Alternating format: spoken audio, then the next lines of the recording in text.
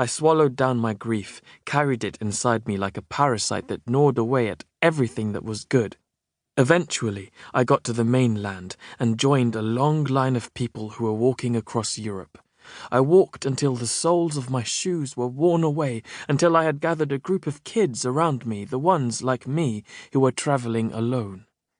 We stuck together because it was safer that way, but still, we faced danger every day. We grew tough and cynical and ruthless, and we cried silently at night for all that we had lost. At a camp on the Italian border, charity workers tried to find us places. I told them I had family in Britain, and after a long wait, they managed to trace my uncle and aunt and get me added to the last consignment of unaccompanied refugee minors to be allowed into the UK. All I had of my aunt and uncle were the stories my parents had told, and a vague idea that they ran a tailor shop in London. They didn't live in London at all, and the tailor shop was actually a dry cleaner's, but the charity who were helping me back then tracked them down anyway. I remember the first time I saw Uncle Dara and Aunt Zena standing on the pavement outside the shop to welcome me, the nephew they hadn't even known they had. They were older than my parents, but Dara had a look of my mother all the same. Dark, wavy hair, stern brows, eyes that glinted with the promise of mischief.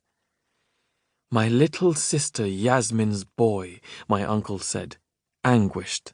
"After all this time, how can it be?"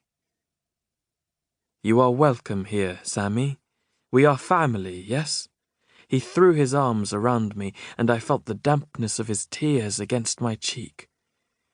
I was safe. I was lucky. I was home. My father liked to look at the stars. He would sit on the flat roof of our old house in Damascus, the railings lined with terracotta pots of tomatoes, aubergines and peppers, the warm breeze heavy with the scent of jasmine, and gaze at the big, dark canopy of night sky. "Play the flute for us, Sami," my father would say, and I'd work my way through my scales yet again, squeaky and slow. I got better, of course, until I could play pretty well, until I could provide a soundtrack for my father to look at the stars. "Head in the clouds," my mother would say. But there were rarely any clouds back then, just acres of sky, cool as silk, pierced with little bursts of silver light. My father loved the night sky so much he moved the old brass bed up to the roof. He and my mother slept there, while my little sister Rosa and I would lie on our narrow bedsteads in the room below and listen to the whisper of their voices, faint and reassuring like distant birdsong.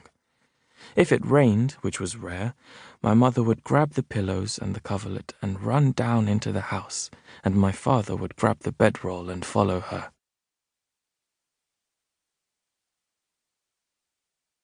Chapter 2. Lost and Found. I live in Milford now, a small town in the English Midlands. Uncle Dara and Aunt Zena run a small shop that does dry cleaning and alterations, with a workshop and a flat above. I sleep in the room that belonged to my cousin Taz before he left home to work in London. My cousin Faiza's old room lies empty. She's married with a little boy now and lives in Birmingham. The third bedroom belongs to my aunt and uncle. There is no roof garden and no warm breeze that smells of jasmine, just a fire escape, a rusting metal staircase with ancient warped railings bolted to the back of the building. It has a view of a skip behind the charity shop next door, and the orange glow of streetlights hides the stars, but still, I like to sit here, playing the flute or reading a library book. The fire escape rattles in the wind and shudders a little when you climb it, but it is still my favourite place in Milford. School, by contrast, is my least favourite place. I was always going to stick out, a tall, skinny kid with black hair like a bird's nest and a worn, threadbare overcoat. "Welcome to Milford Park Academy, Mr. Simpson," the head teacher had told me on the first day. "We are pleased to have you, Samir. I hope that in time you will come to feel at home here." At home? Really? I forced a smile. "Thank you," I said. The head teacher frowned. "The overcoat will have to go, though," he said. "We have a strict uniform policy."